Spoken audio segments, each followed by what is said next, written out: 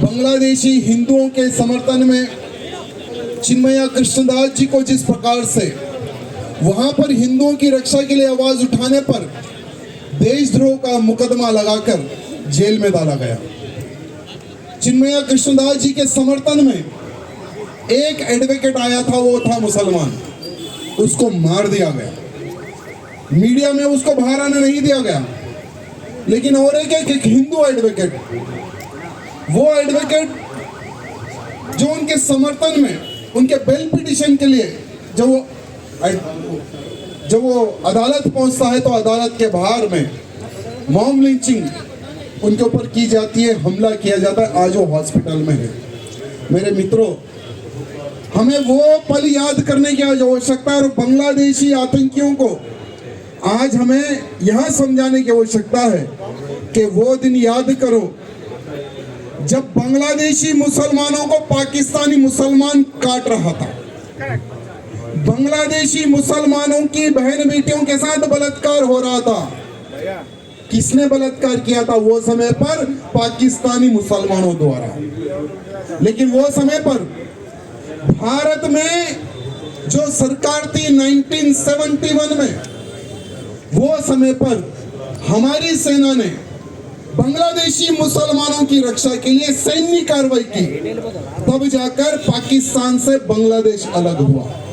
यह बात बांग्लादेशी उन मुसलमानों को समझने की आवश्यकता है जो आज हमारे हिंदुओं को टारगेट करके मारा जा रहा है। आज हिंदुओं को उनके सर काटे जा रहे हैं। आज बांग्लादेश में एक आदमी को बांधकर उसकी घरवाली का बलात्कार किया जा रहा है, बहन बेटी का बलात्कार बांग्लादेश में किया जा रहा है। मेरे मित्रों, आज भारत के हर कोने में बांग्लादेशी हिंदुओं को बचाओ उस प्रकार से नारे लग रहे हैं।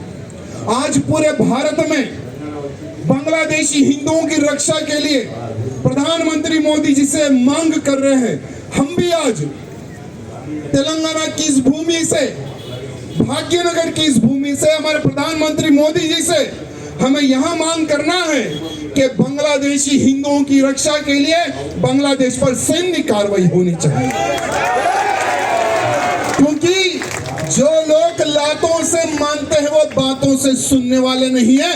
इन बांग्लादेशी मुसलमानों को आज लव लेटर भिजाने का समय नहीं है।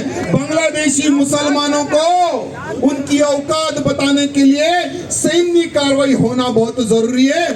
नहीं तो अगर और कुछ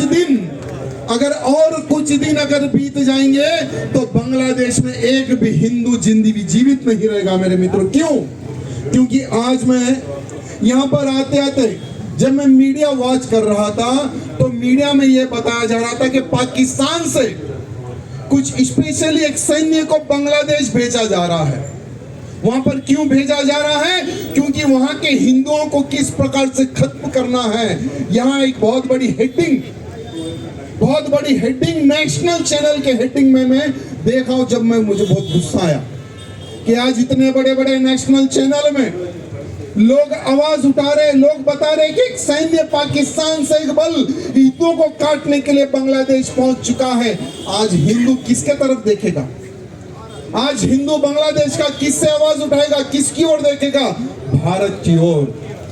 भारत की ओर आज एक निगाह लगा कर बैठा है बांग्लादेश का हिंदू के हमारी अगर कोई रक्षा कर सकता है तो वो एक देश है, वो है भारत और हमारे प्रधानमंत्री मोदी जी।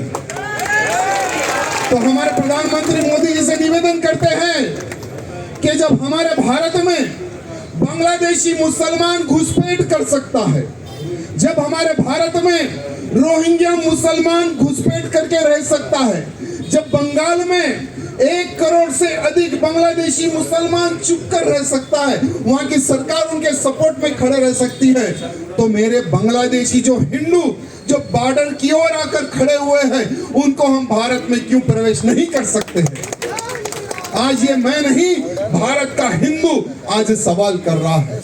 मैं हमारे मोदी जी से निवेदन करना चाहता हूं कि जो बांग्लादेश में जिस प्रकार से हिंदू कट रहा है वही हिसाब से भारत के हर कोने में आने वाले समय में हिंदू कटेगा। यह मेरी बात लिख के रख लेना मेरे हिंदू। क्यों? क्योंकि यहां भारत देश का हिंदू जाति में बंट रहा है, राजनीति में बंट रहा है। आज हमारी संख्या किस प्रकार से भारत में कम हो रही है।